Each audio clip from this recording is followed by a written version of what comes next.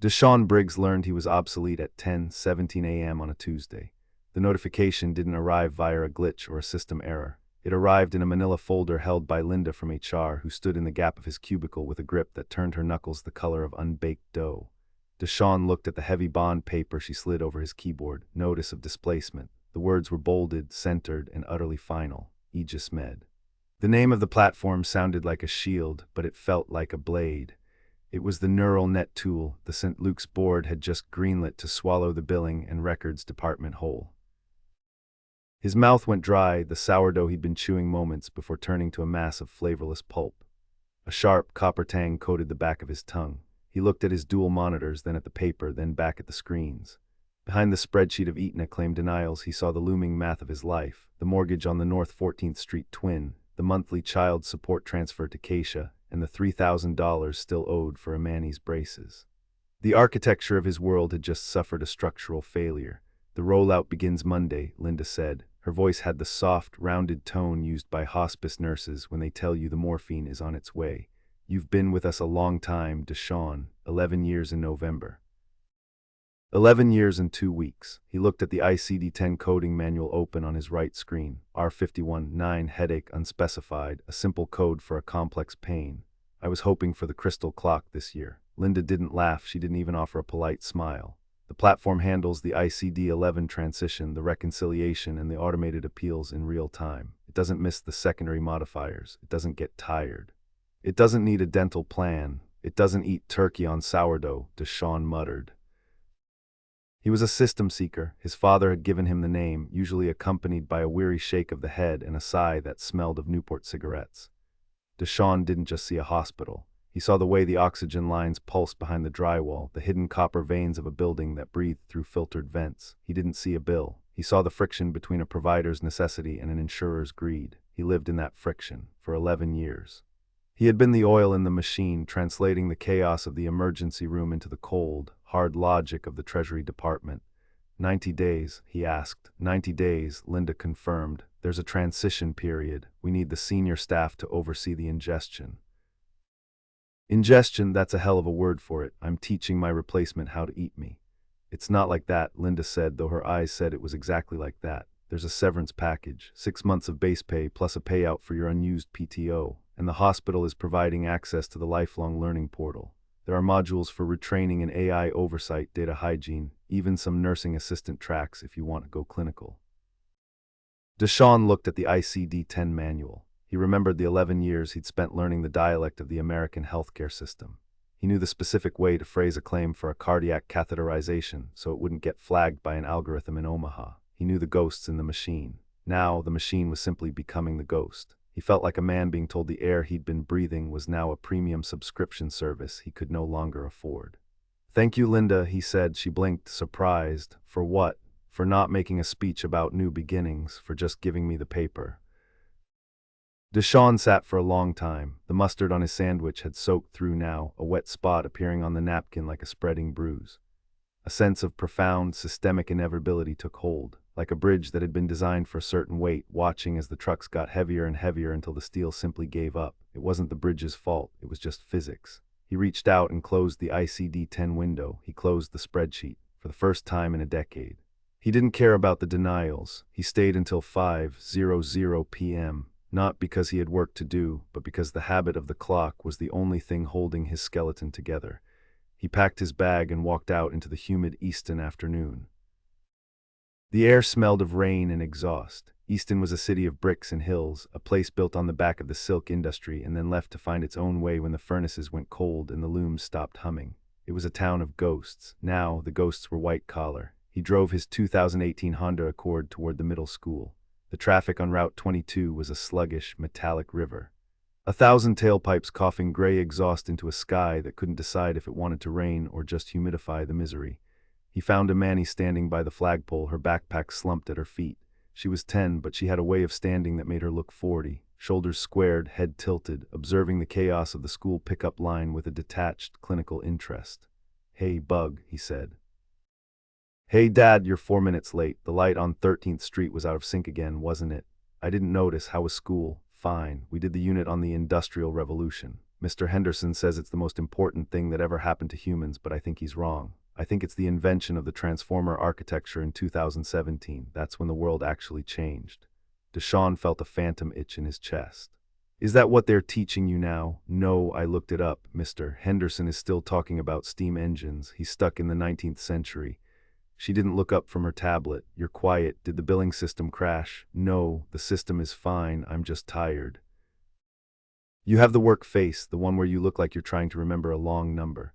I'm fine, Imani. Put your seatbelt on. What are you listening to? He asked. A podcast, The Hidden History of the Lehigh Valley. They're doing an episode on the old canal system. Since when do you care about canals? I don't, but the narrator has a really cool voice. It sounds like warm chocolate. The voice was incredible, a man mid-50s. With a slight rasp that suggested a life spent in libraries and wood-paneled dens. The pacing was perfect, the dramatic pauses, the subtle shifts in tone when he described the labor of the Irish immigrants who dug the trenches. It felt intimate. It felt real. It's good, right? Imani asked. It's very professional. Who is it? Some history professor. It's not a person, Dad. She said it as if explaining that the sky was blue. It's a generative voice model. The whole script was written by an LLM based on local archives, and the voice is a synthetic blend of 3 different actors from the 1940s. It doesn't exist. DeShawn pulled the earbud out. The voice had been so human. It had felt empathetic. It had made him feel for the men in the canals. It's fake, he said. It's not fake. The information is real. The voice is just the delivery system. Why does it matter if a person said it into a microphone or a computer synthesized the sound waves? The result is the same.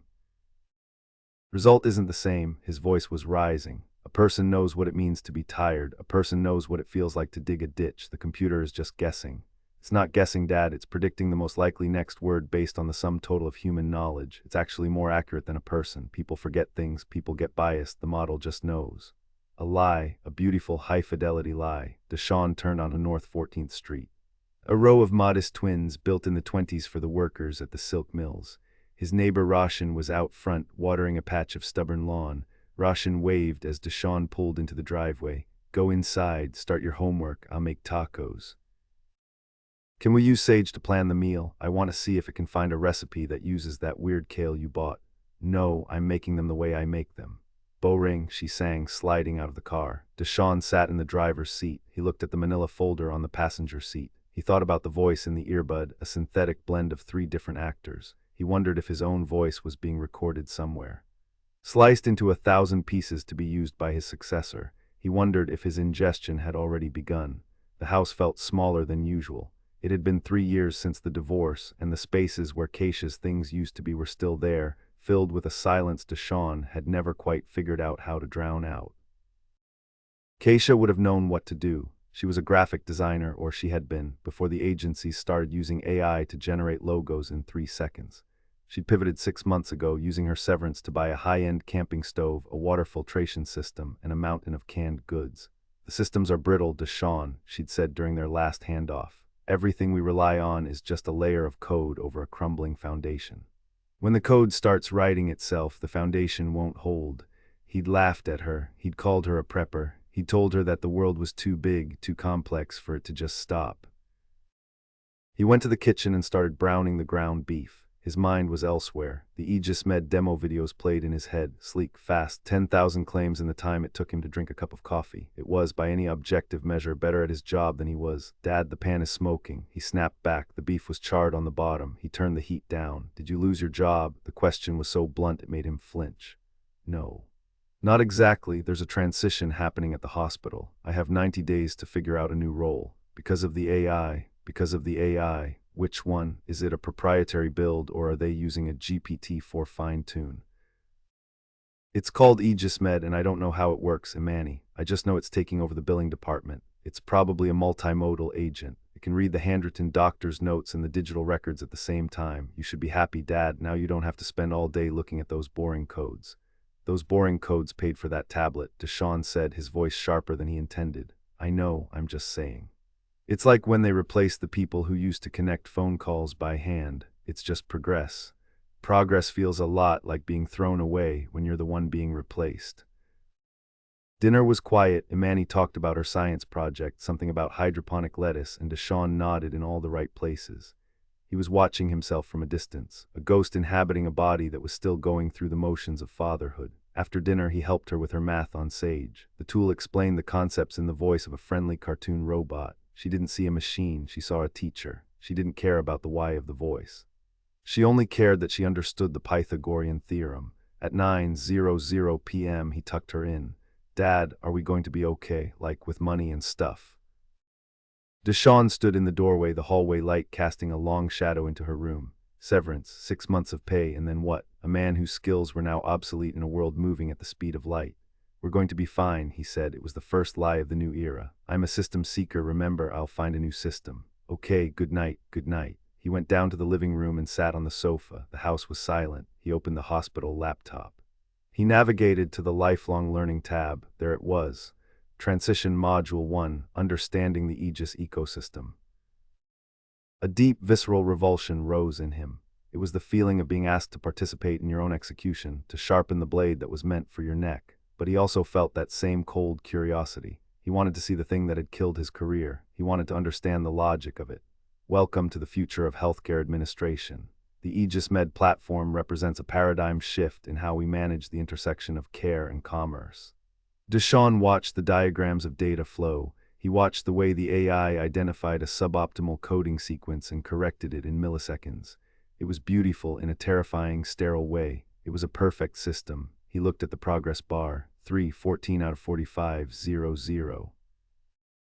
A sharp pain bloomed in his chest. It wasn't a heart attack, it was a realization. The system wasn't just replacing him, it was making him irrelevant. It was taking the 11 years of nuance he'd cultivated, the understanding of human frailty and institutional friction, and reducing it to a set of weights and biases in a black box.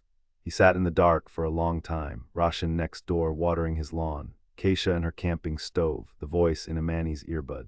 3 dead actors blended into a ghost. He went to the basement. Cool air rose from the stairs, smelling of old concrete and laundry detergent. He found the old heavy Maglite on the shelf next to the washing machine.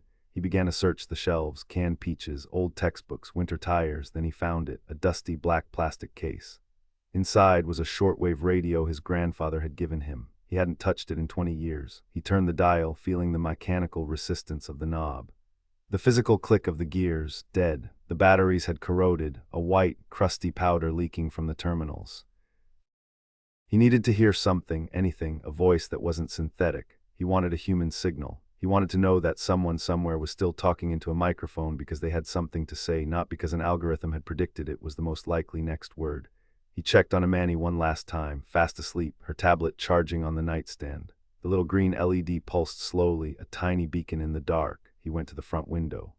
The streetlights on North 14th Street were flickering. Usually he didn't think twice about it. The grid was old, the transformers strained, but tonight he watched the flicker.